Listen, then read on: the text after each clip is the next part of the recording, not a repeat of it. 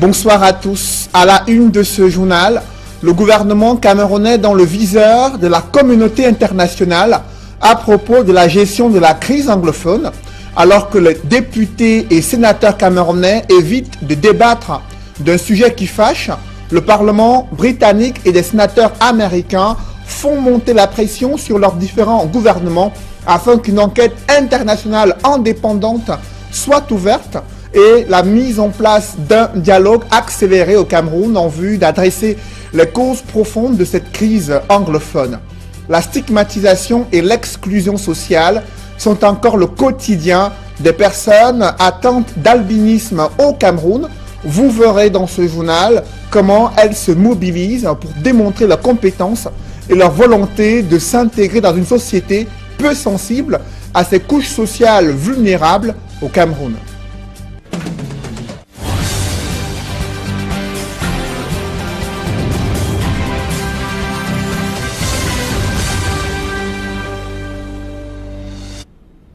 Merci de suivre cette édition complète de l'information sur Equinox Télévision. Alors que les sénateurs et députés camerounais évitent de débattre en session plénière de la crise anglophone, le Parlement britannique et des sénateurs américains se sont d'ores et déjà mobilisés, menant des enquêtes sur la situation humanitaire grave dans les régions anglophones et interpellant le gouvernement britannique et le gouvernement américain sur la situation qui prévaut dans ces régions du nord-ouest et du sud-ouest au Cameroun, exhortant les différents gouvernements à mettre la pression sur le pouvoir de Yaoundé afin d'ouvrir un dialogue sur les questions qui fâchent concernant cette crise anglophone. On fait le point avec Eric Martial Diomo.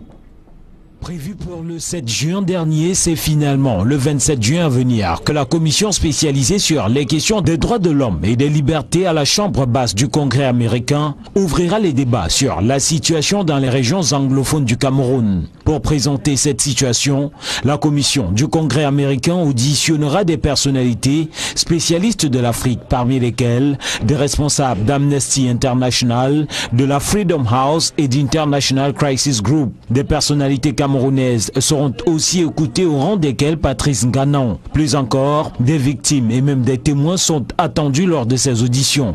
Les mécanismes de sélection des différents intervenants sont clairement établis. Il s'agit pour les Américains de s'enquérir des tueries dans les deux régions du Cameroun, mais aussi de s'assurer que les aides américaines ne sont pas utilisées contre les populations. La version des victimes et des témoins sera ensuite envoyée sous forme de rapport au gouvernement camerounais pour une éventuelle réaction. Ce n'est pas la seule institution internationale qui se penche de près sur cette crise anglophone. International Crisis Group, Amnesty International, l'Organisation des Nations Unies et tout récemment le Parlement britannique ont multiplié les sorties pour prôner l'apaisement et le dialogue entre les protagonistes. Précisons que Amnesty International vient de publier un rapport accablant à la fois sur des exactions commises par les bandes armées séparatistes anglophones et l'armée camerounaise. Le porte-parole, le responsable de la communication du ministère de la Défense a dénoncé une diabolisation de l'armée camerounaise au sujet de ce rapport d'Amnesty International.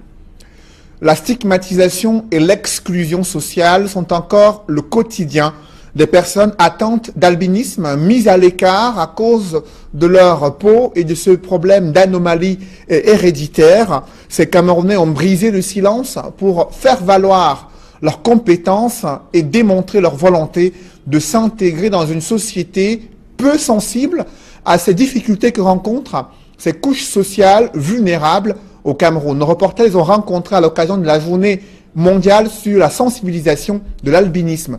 Reportage François Dikoumé et Gladys Sidier. Pour parler de la personne albinos, les Nations Unies préconisent l'expression « personne atteinte d'albinisme ». Pourtant au Cameroun, Ngengeru est la mystérieuse appellation attribuée aux albinos. Des préjugés qui ont souvent poussé ces personnes à se remettre en question. Issu d'une famille de 10 enfants, seul Bernie et l'un de ses frères sont atteints d'albinisme. Leur enfance n'a pas été facile. Donc on est 2 dans la famille. Ma mère a 10 enfants avec 2 albinos, filles et garçons.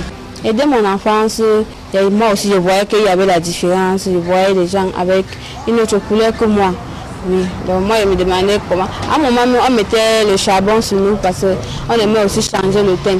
Parfois la même mère le plaçait sur son lit parce qu'elle ne veut pas qu'on salue son lit avec le charbon qu'on met avant de dormir. À l'école ça a été un peu difficile. Pour aller à l'école que tu n'as pas des amis, c'est... Même pas que tu n'as pas des amis, là où tu t'approches, c'est comme si on est loin de toi, tu es loin tout le monde de toi. Bernice reconnaît, tout comme d'autres personnes atteintes d'albinisme, que l'acceptation de soi permet un tant soit peu de transcender les préjugés et de mieux évoluer dans la société. Des gens qui dans la rue, Nguenguérou et tout le reste, j'avais suffisamment de backup émotionnel qui venait de la famille pour me retourner lundi et puis quoi encore. Donc les préjugés ont drastiquement évolué, ont drastiquement laissé place à de la considération humaine. Aujourd'hui, vous n'avez plus besoin de vous défendre. Une jeune femme m'a rappelé que j'étais transparente et bon, c'était d'autres qui disaient qu'ils étaient offusqués, qu'ils étaient choqués. Moi je ne l'étais pas parce que je sais depuis longtemps que je suis décolorée par exemple. Si le regard de la société sur les personnes albinos change au fil des années, elles ont toujours d'énormes difficultés à s'insérer dans le monde professionnel. Déjà, c'est pas évident pour tous les Camerounais en général. Je dois avouer que c'est beaucoup plus difficile encore pour les personnes vivant avec l'albinisme. Mais maintenant, nous pensons que la compétence peut faire la différence. C'est-à-dire que la compétence peut vaincre les préjugés. Quand quelqu'un est compétent, il réussit facilement à s'imposer, à s'insérer dans la société. Dans le monde, l'albinisme continue d'être profondément mal compris. Des personnes atteintes d'albinisme subissent discrimination et stigmatisation. Toutefois, l'essentiel des renseignements sur les cas d'agression physique contre ces personnes proviennent principalement de pays d'Afrique. Des responsables des lycées dans le département du Mungo s'inquiètent du niveau élevé d'indiscipline caractérisée de la part des élèves. Une centaine ont été exclus à la fin de cette année scolaire 2017-2018, c'est du moins ce que révèlent les responsables des différents établissements scolaires publics dans le département du Mungo. Ils ont fait le point sur l'année scolaire et le déficit en termes d'enseignants qualifiés pour encadrer les enfants durant cette année scolaire. Évocation avec Jacquino Molon et Isabelle Carole Zoupet. C'est une fin d'année scolaire mitigée dans plusieurs lycées du département du Mungo, dans la région du littoral.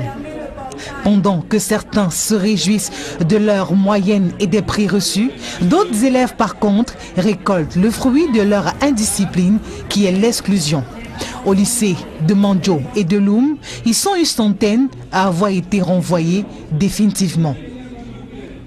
Consommation d'alcool et de stupéfiants, retard et absence à répétition sont entre autres motifs de leur exclusion. Cette sanction lourde est la conséquence de l'épuisement de toutes les démarches entreprises visant à ramener ces élèves coupables de fautes lourdes à de meilleurs sentiments. Les responsables de ces établissements portent un doigt accusateur sur les parents. Le mal dans ce lycée, c'est que les parents n'assistent pas aux réunions de l'APE et n'assistent même pas les enfants à la remise des bulletins. C'est quand on annonce une année électorale que vous voyez les parents. Les parents sont responsables du mauvais comportement de leurs enfants. À côté de cela, les lycées de Mandjo et de Loum, qui croulent sous le poids de l'âge, font également face à un manque criard d'enseignants. L'insuffisance du personnel enseignant dans cet établissement. Un établissement de près de 2000 élèves, mais nous avons en tout et pour tout 12 enseignants sur les 50 dont nous avons besoin. Donc tout le reste, c'est du personnel vacataire. Une situation qui fragilise le rendement et absorbe les fonds de l'association de parents d'élèves. Le gros problème que nous avons dans cet établissement, c'est le manque de professeurs titulaires. Nous avons un nombre considérable de professeurs vacataires, ils sont environ 44, ce qui nous prend pratiquement toutes nos cotisations au sein de l'APE. Ces problèmes auxquels se heurtent ces lycées situés dans le Mungo sont quasiment les mêmes dans tous les lycées du Cameroun. Dans le reste de l'actualité, l'Ordre national des médecins du Cameroun discute de ce projet de mise en œuvre d'une couverture santé universelle au Cameroun. De nombreux griefs ont été formulés par des médecins et syndicats de médecins sur ce projet visant à permettre, à faciliter aux Camerounais l'accès aux soins de santé grâce à une couverture d'assurance qui doit être mise en place par le gouvernement et les différents travailleurs camerounais. Évocation avec Innocent Abega et Kate Diarra.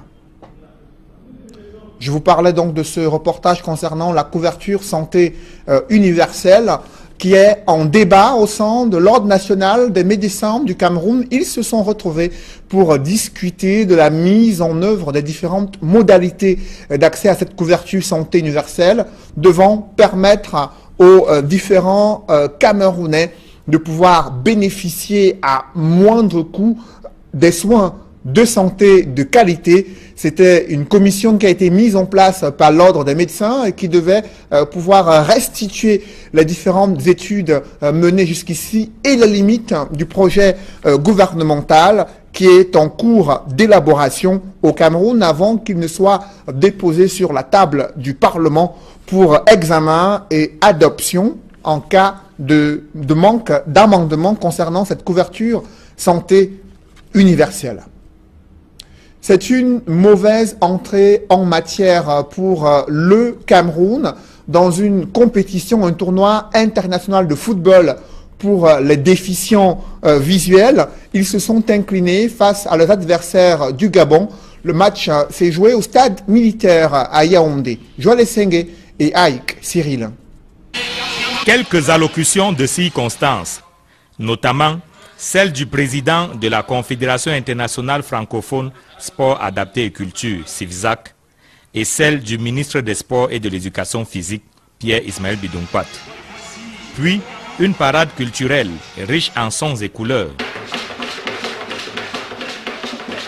Et enfin, le coup d'envoi du match Cameroun-Gabon pour marquer le début du tournoi international de football pour déficients intellectuels Cameroun 2018. Sur une aire de jeu réduite, les équipes alignent 7 joueurs chacune et le match se joue en 2 fois 25 minutes. C'est la spécificité du football pour déficients intellectuels. Le Gabon donne le ton à la 11e minute. Poussé à la faute, Oyonondi, le capitaine du Cameroun, marque contre son camp. 10 minutes après, le Cameroun a l'occasion d'égaliser, mais Daniel Tsala rate son pénalty. 25e minute, nouveau pénalty pour le Cameroun. Coup de pied parfait de Baleb Thomas qui se fait justice. Un but partout, c'est le score à la pause. À la reprise, le Cameroun a l'occasion de prendre le dessus. Mais cette fois, Baleb Thomas rate son pénalty. On joue la 28e minute. C'est la pression de mes enfants, mais c'est le déficit intellectuel. Vous avez constaté parce que le moment, il y a les faces comme ça. Parce qu'ils ont les faces qui viennent en action, les faces qu'ils attendent pour réfléchir. Donc le temps de réaction est petit. Tout ça a joué, je comprends. Mes enfants vraiment ont manqué un petit problème de concentration quoi, au niveau de finish. Quelque peu acculé, le Gabon va se ressaisir. 33e minute, Gaël Ndongo inscrit le 2e but de son équipe. Malgré le pénalty manqué de Ojakbe, qui avait la balle du 3-1 au bout de ses godasses, le Cameroun n'y reviendra plus. Ce n'est pas l'équipe qu'on attendait. On devait jouer avec les déficients intellectuels, mais on a joué avec les valides. C'est une équipe qui a été entraîneur là-bas chez le Sou. En 2015, c'est le même qui fait sans changer. Bon, on pouvait se arriver, on ne pouvait rien faire. On nous sommes tombés. On promet pour rectifier nos finitions parce qu'en fait, c'était les aspects finish. Le Gabon remporte finalement le match 2-1 et mise déjà gros pour la suite de la compétition. Le côté technicité gabonais a primé sur la vivacité des Camerounais. Oui, c'est pour cela qu'on a fait la différence parce que techniquement on était assis. Notre souhait le plus hardi, depuis les consignes que notre fédération nous a données à Libreville, c'est de venir soulever ce trophée ici. Après ce match d'ouverture, le tournoi international de football pour déficients intellectuels se poursuit jusqu'au 16 juin prochain.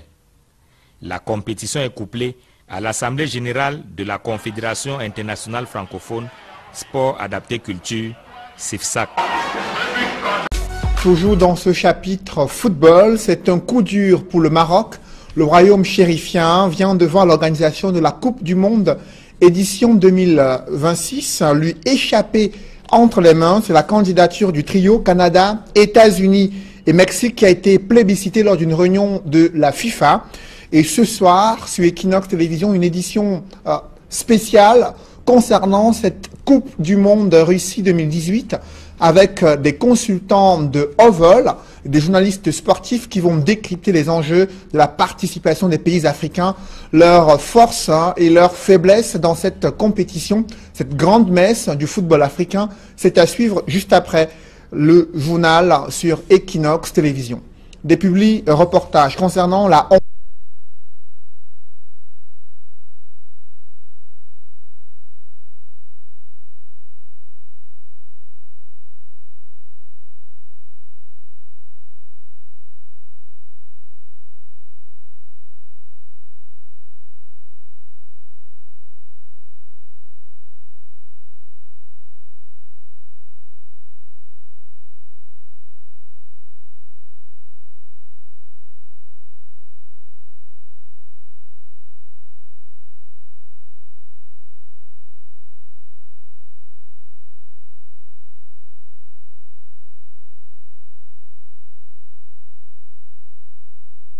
Dans le cadre des activités qui précèdent cet événement majeur, l'agence Panes Conseil, promotrice des Journées nationales de management, a organisé une rencontre entre les responsables d'entreprise et les étudiants. La thématique « Jeunesse, avenir et réussite » était au centre des échanges. Les étudiants ont également été édifiés sur les nouveaux métiers du digital. Nous, chez Panes, comme avec nos partenaires de l'Université catholique, nous sommes convaincus que l'émancipation et l'émergence de l'Afrique passera par la meilleure utilisation des capacités humaines et donc l'édification d'une masse importante de leaders. Et comme le leadership doit naître, grandir et évoluer avec l'individu pour que cela lui rentre profondément dans les muscles, nous avons pensé qu'il est important de commencer à s'intéresser à la jeunesse.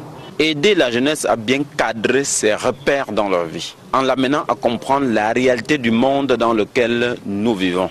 Ils vont également comprendre que les repères de la vie changent totalement avec la transformation digitale. Qu'il est très important aujourd'hui de comprendre comment le digital affecte les métiers de notre société.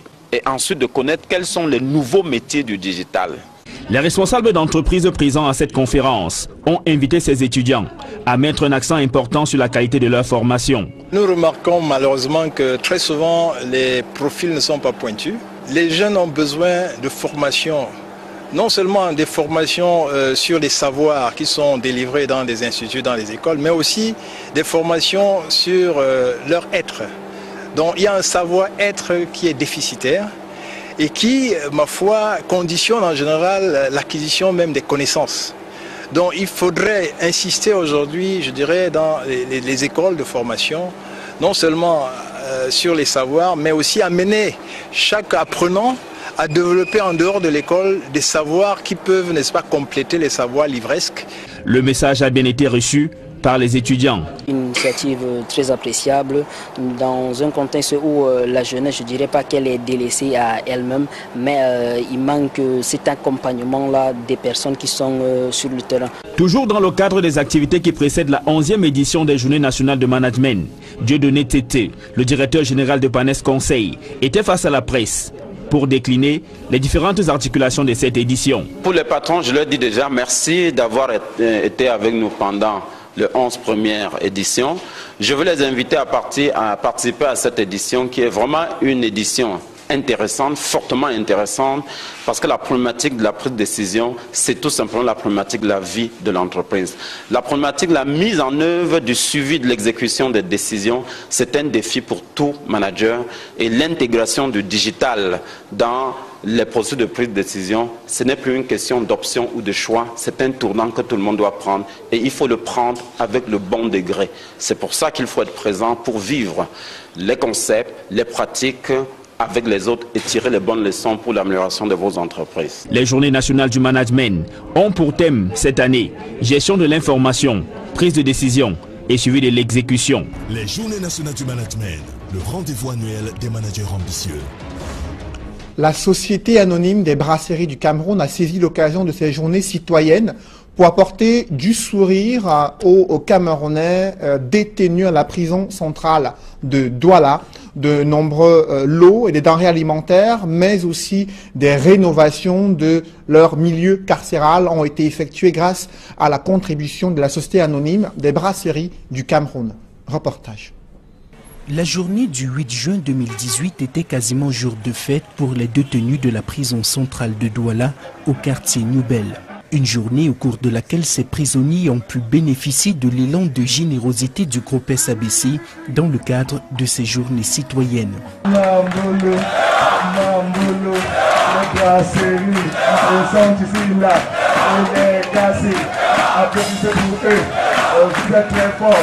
On ira très loin, on ne volera plus, on va se former. Une initiative qui a donné l'occasion au groupe de rénover entièrement et d'équiper le bloc toilette de la prison, qui était jusque-là dans un état de délabrement avancé, ce qui posait de graves problèmes d'hygiène et d'environnement dans cet établissement carcéral. Dans ce même élan, le groupe SABC a décidé d'œuvrer dans l'éducation de ses couches en équipant également la salle d'informatique pour permettre aux jeunes détenus de se familiariser avec cet outil, de quoi susciter joie et reconnaissance pour des milliers de prisonniers qui vivent souvent dans des conditions plus que précaires et qui voient en ce geste l'entière sollicitude du groupe SABC qui ne les a pas oubliés malgré leur position indélicate avec la justice. C'est pour moi un privilège de prendre la parole au nom de tous les détenus de la prison centrale de Douala. Juste pour vous remercier pour le précieux geste humanitaire qui, sur nos regards, a évanoui non seulement le stress, mais aussi la tristesse et le désespoir dans ce milieu carcéral.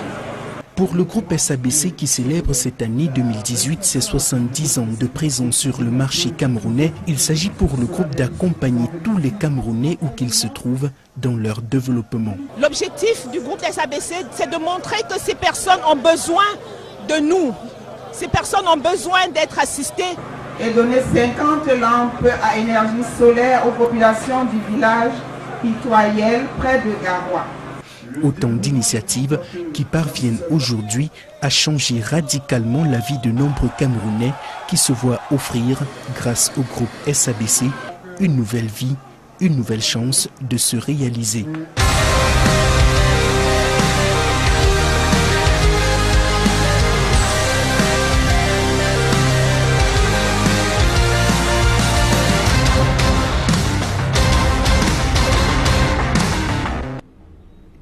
Mesdames, Messieurs, c'est la fin de ce journal. Merci de l'avoir suivi. Je vous souhaite une bonne soirée sur Equinox Télévision.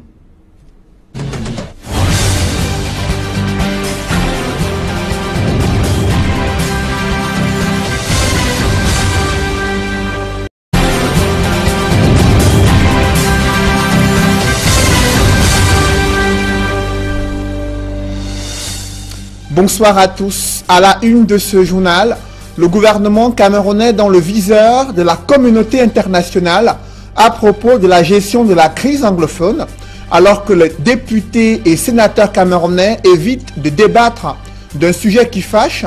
Le Parlement britannique et des sénateurs américains font monter la pression sur leurs différents gouvernements afin qu'une enquête internationale indépendante soit ouverte et la mise en place d'un dialogue accéléré au Cameroun en vue d'adresser les causes profondes de cette crise anglophone. La stigmatisation et l'exclusion sociale sont encore le quotidien des personnes atteintes d'albinisme au Cameroun. Vous verrez dans ce journal comment elles se mobilisent pour démontrer leurs compétences et leur volonté de s'intégrer dans une société peu sensible à ces couches sociales vulnérables au Cameroun.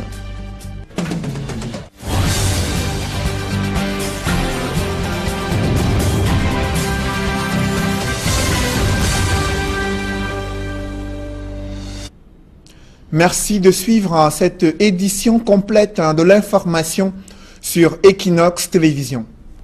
Alors que les sénateurs et députés camerounais évitent de débattre en session plénière de la crise anglophone, le Parlement britannique et des sénateurs américains se sont d'ores et déjà mobilisés, menant des enquêtes sur la situation humanitaire grave dans les régions anglophones et interpellant le gouvernement britannique et le gouvernement américain sur la situation qui prévaut dans ces régions du nord-ouest et du sud-ouest au Cameroun, exhortant les différents gouvernements à mettre la pression sur le pouvoir de Yaoundé afin d'ouvrir un dialogue sur les questions qui fâchent concernant cette crise anglophone. On fait le point avec Éric Martial Ndiomo. Prévu pour le 7 juin dernier, c'est finalement le 27 juin à venir que la commission spécialisée sur les questions des droits de l'homme et des libertés à la Chambre basse du Congrès américain ouvrira les débats sur la situation dans les régions anglophones du Cameroun. Pour présenter cette situation, la commission du Congrès américain auditionnera des personnalités spécialistes de l'Afrique, parmi lesquelles des responsables d'Amnesty International, de la Freedom House et d'International Crisis Group. Des personnalités camerounaises seront aussi écoutées, au rang desquelles Patrice Nganan. Plus encore, des victimes et même des témoins sont attendus lors de ces auditions. Les mécanismes de sélection des différents intervenants sont clairement établis. Il s'agit pour les Américains de s'enquérir des tueries dans les deux régions du Cameroun, mais aussi de s'assurer que les aides américaines ne sont pas utilisées contre les populations. La version des victimes et des témoins sera ensuite envoyée sous forme de rapport au gouvernement camerounais pour une éventuelle réaction. Ce n'est pas la seule institution internationale qui se penche de près et absorbe les fonds de l'association de parents d'élèves.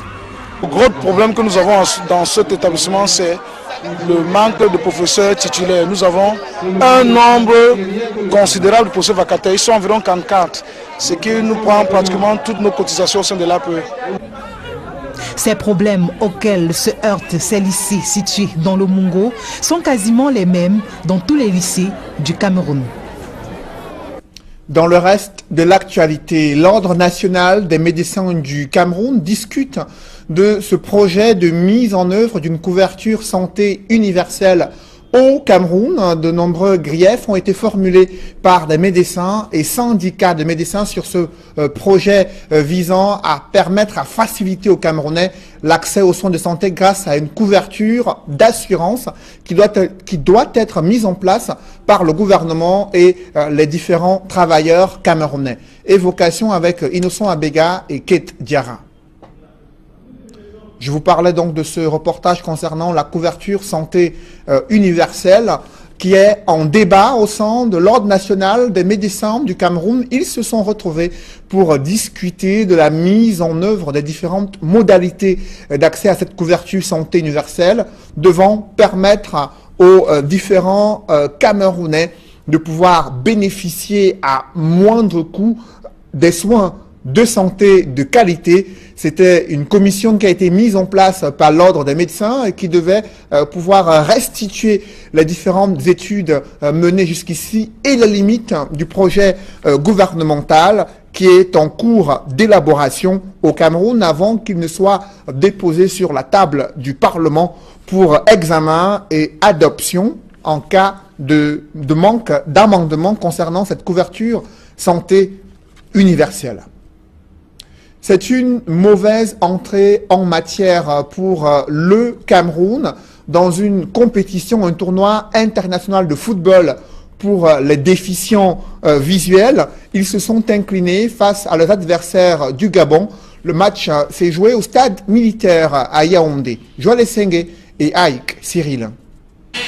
Quelques allocutions de circonstances, notamment celle du président de la Confédération internationale francophone Sport adapté et culture, CIVSAC, et celle du ministre des Sports et de l'Éducation physique, Pierre-Ismaël Bidounkpat. Puis, une parade culturelle riche en sons et couleurs. Et enfin, le coup d'envoi du match Cameroun-Gabon pour marquer le début du tournoi international de football pour déficients intellectuels Cameroun 2018. Sur une aire de jeu réduite, les équipes alignent 7 joueurs chacune et le match se joue en 2 fois 25 minutes. C'est la spécificité du football pour déficients intellectuels. Je sais depuis longtemps que je suis décolorée, par exemple. Si le regard de la société sur les personnes albinos change au fil des années, elles ont toujours d'énormes difficultés à s'insérer dans le monde professionnel. Déjà, c'est pas évident pour tous les Camerounais en général. Je dois avouer que c'est beaucoup plus difficile encore pour les personnes vivant avec l'albinisme. Mais maintenant, nous pensons que la compétence peut faire la différence. C'est-à-dire que la compétence peut vaincre les préjugés. Quand quelqu'un est compétent, il réussit facilement à s'imposer, à s'insérer dans la société. Dans le monde, l'albinisme continue d'être profondément mal compris. Des personnes atteintes d'albinisme subissent discrimination et stigmatisation. Toutefois, l'essentiel des renseignements sur les cas d'agression physique contre ces personnes proviennent principalement de pays d'Afrique. Des responsables des lycées dans le département du Mungo s'inquiètent du niveau élevé d'indiscipline caractérisée de la part des élèves. Une centaine ont été exclus à la fin de cette année scolaire 2017-2018, c'est du moins ce que révèlent les responsables des différents établissements scolaires publics dans le département du Mungo. Ils ont fait le point sur l'année scolaire et le déficit en termes d'enseignants qualifiés pour encadrer les enfants durant cette année scolaire. Évocation avec Jacquino Molon et Isabelle Carole Zoupet. C'est une fin d'année scolaire mitigée dans plusieurs lycées du département du Mungo, dans la région du littoral. Pendant que certains se réjouissent de leurs moyennes et des prix reçus, d'autres élèves par contre récoltent le fruit de leur indiscipline qui est l'exclusion. Au lycée de Mandjo et de Loum, ils sont une centaine à avoir été renvoyés définitivement. Consommation d'alcool et de stupéfiants, retard et absence à répétition sont entre autres motifs de leur exclusion. Cette sanction lourde est la conséquence de l'épuisement de toutes les démarches entreprises visant à ramener ces élèves coupables de fautes lourdes à de meilleurs sentiments. Les responsables de ces établissements portent un doigt accusateur sur les parents. Le mal dans ce lycée, c'est que les parents n'assistent pas aux réunions de l'APE et n'assistent même pas les enfants à la remise des bulletins. C'est quand on annonce une année électorale que vous voyez les parents. Les parents sont responsables du mauvais comportement de leurs enfants. À côté de cela, les lycées de Mandjo et de Loum, qui croulent sous le poids de l'âge, font également face à un manque criard d'enseignants. L'insuffisance du personnel enseignant dans cet établissement. Un établissement de près de 2000 élèves, mais nous avons en tout et pour tout 12 enseignants sur les 50 dont nous avons besoin. Donc tout le reste, c'est du personnel vacataire. Une situation qui fragilise le rond. Le Gabon donne le ton à la 11e minute. Poussé à la faute, Oyonondi, le capitaine du Cameroun, marque contre son camp. 10 minutes après, le Cameroun a l'occasion d'égaliser, mais Daniel Tsala rate son pénalty. 25e minute, nouveau pénalty pour le Cameroun. Coup de pied parfait de Baleb Thomas qui se fait justice. Un but partout, c'est le score à la pause. À la reprise, le Cameroun a l'occasion de prendre le dessus. Mais cette fois, Baleb Thomas rate son pénalty. On joue la 28e minute. C'est la pression de mes enfants, mais c'est le déficit intellectuel. Vous avez constaté parce que le moment, il y a les faces comme ça. Parce qu'ils ont les faces qui viennent en action, les faces qu'ils attendent pour réfléchir. Donc le temps de réaction est petit. Tout ça a joué, je comprends. Mes enfants vraiment ont manqué un petit problème de concentration quoi, au niveau de finish. Quelque peu acculé, le Gabon va se ressaisir. 33e minute, Gaël Ndongo inscrit le deuxième but de son équipe. Malgré le pénalty manqué de Ojarbe, qui avait la balle du 3 buts à 1 au bout de ses godasses, le Cameroun n'y reviendra plus. Ce n'est pas l'équipe qu'on attendait. On devait jouer avec les déficients intellectuels, mais on a joué avec les valides. C'est une équipe qui a été entraîneur là-bas chez le Sou. En 2015, c'est le même effectif, sans changer. Bon, on pouvait se arriver, on ne pouvait rien faire. On nous sommes tombés. On promet pour rectifier nos finitions parce qu'en fait, c'était les aspects finish. Le Gabon remporte finalement le match 2-1 et mise déjà gros pour la suite de la compétition. Le côté technicité gabonais a primé sur la vivacité des Camerounais. Oui, c'est pour cela qu'on a fait la différence parce que techniquement on était assis. Notre souhait le plus hardi, depuis les consignes que notre fédération nous a données à Libreville, c'est de venir soulever ce trophée ici. Après ce match d'ouverture, le tournoi international de football pour déficients intellectuels se poursuit jusqu'au 16 juin prochain. La compétition est couplée à l'Assemblée générale de la Confédération internationale francophone Sport Adapté Culture, CIFSAC. Toujours dans ce chapitre football, c'est un coup dur pour le Maroc. Le royaume chérifien vient de voir l'organisation de la Coupe du Monde édition 2026 lui échapper entre les mains. C'est la candidature du trio Canada, États-Unis et Mexique qui a été plébiscitée lors d'une réunion de la FIFA. Et ce soir, sur Equinox Télévision, une édition spéciale concernant cette Coupe du Monde Russie 2018 avec des consultants de haut vol, des journalistes sportifs qui vont décrypter les enjeux de la participation des pays africains, leurs forces et leurs faiblesses dans cette compétition, cette grande messe du football africain. C'est à suivre juste après le journal sur Equinox Télévision. Des reportages concernant la sur cette crise anglophone, International Crisis Group, Amnesty International, l'Organisation des Nations Unies et tout récemment le Parlement britannique ont multiplié les sorties pour prôner l'apaisement et le dialogue entre les protagonistes. Précisons que Amnesty International vient de publier un rapport accablant à la fois sur des exactions commises par les bandes armées séparatistes anglophones et l'armée camerounaise. Le porte-parole, le responsable de la communication du ministère de la Défense a dénoncé une diabolisation de l'armée camerounaise au sujet de ce rapport d'Amnesty International.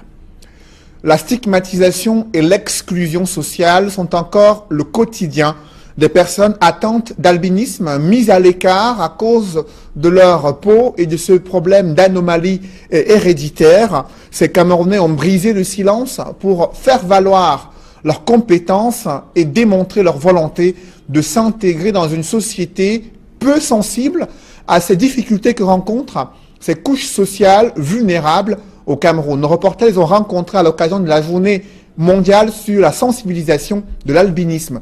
Reportage François Dikoumé et Gladys Sidier. Pour parler de la personne albinos, les Nations Unies préconisent l'expression « personne atteinte d'albinisme ». Pourtant au Cameroun, Ngengeru est la mystérieuse appellation attribuée aux albinos. Des préjugés qui ont souvent poussé ces personnes à se remettre en question. Issu d'une famille de 10 enfants, seul Bernie et l'un de ses frères sont atteints d'albinisme. Leur enfance n'a pas été facile. Donc on est deux dans la famille. Ma mère a 10 enfants avec 2 albinos, filles et garçons. Et dès mon enfance, moi aussi je voyais qu'il y avait la différence. Je voyais des gens avec une autre couleur que moi. Oui, donc moi je me demandais comment. À un moment on mettait le charbon sur nous parce qu'on aimait aussi changer le teint. Parfois la même mère le plaçait sur son lit parce qu'elle ne veut pas qu'on salue son lit avec le charbon qu'on met avant de dormir. À l'école ça a été un peu difficile. Pour aller à l'école que tu n'as pas des amis, c'est... Même pas que tu n'as pas des amis, là où tu t'approches, c'est comme si on est loin de toi, tu es loin tout le monde de toi.